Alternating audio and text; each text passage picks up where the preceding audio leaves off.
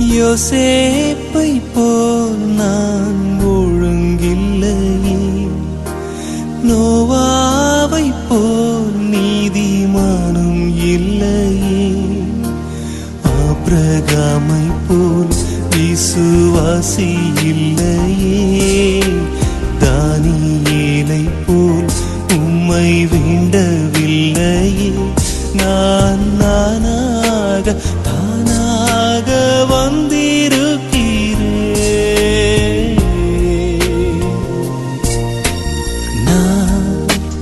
நானாகவே வந்திருக்கிறேன்.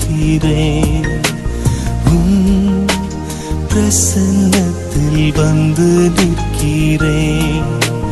நீ இன்று என்னை ஏற்றுக்கொள்வீராவும்